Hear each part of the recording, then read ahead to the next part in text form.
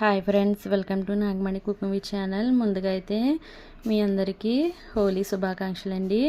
ఇవాళ అయితే పిల్లలైతే ఇంటి దగ్గరే ఉన్నారని చికెన్ కర్రీ అయితే రెడీ చేశాను.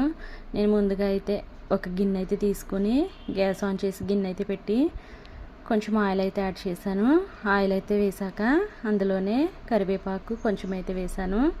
అలాగే కరివేపాకు వేగాక ముందుగా కట్ చేసి పెట్టుకున్న ఉల్లిపాయ ముక్కలు, పచ్చిమిర్చి అయితే యాడ్ చేశాను. అవి అయితే మగ్గడానికి అలాగే తగినంత ఉప్పు అయితే వేసాను. ఉప్పు అయితే వేసాక కొంచెం సేపు అయితే మగ్గనివ్వాలి. చూడండి, ఒక 5 నిమిషాల తర్వాత అయితే ఉల్లిపాయలు అయితే మగ్గాయండి. అందులోనే కట్ చేసి పెట్టుకున్న టమాటో ముక్కలు అయితే వేసుకోవాలి. టమాటో ముక్కలు వేస్తే మనకి గ్రేవీ అయితే ఎక్కువగా ఉంటుందండి. ఇప్పుడైతే టమాటా ముక్కలు కూడా మగ్గాలి. నేనైతే మూత పెట్టేసి ఒక 2 నిమిషాలు అయితే మగ్గనిచ్చాను.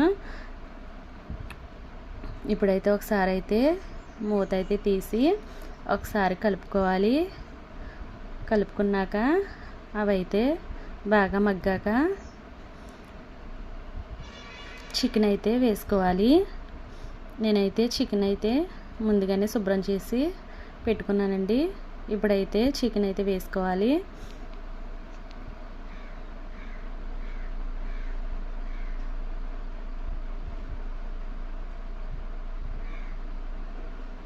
చికెన్ అయితే వేసాక ఒకసారి అయితే కలుపుకొని మూత పెట్టేసుకోవాలి. చూడండి, చికెన్ కూడా మగ్గుతుంది. అందులోనే పసుపు అయితే వేసుకోవాలి.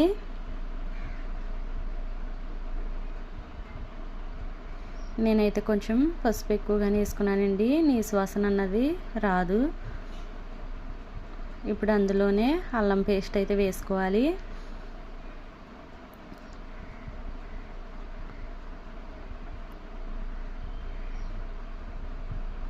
అల్లం పేస్ట్ అయితే ఇంట్లోనే రెడీలో పెట్టుకుంటానండి.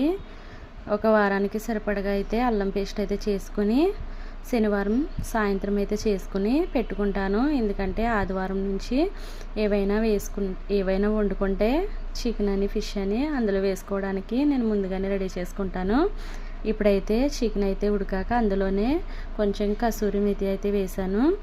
అలాగే తగినంత కారం అయితే వేసుకోవాలి.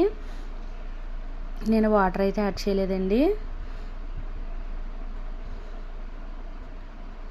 చూడండి, కర్రీ అయితే రెడీ అవుతుంది. ఇందులోనే చికెన్ మసాలా అయితే వేసుకుంటున్నాను. అలాగే కొంచెం కొత్తిమీర అయితే తీసుకున్నాను.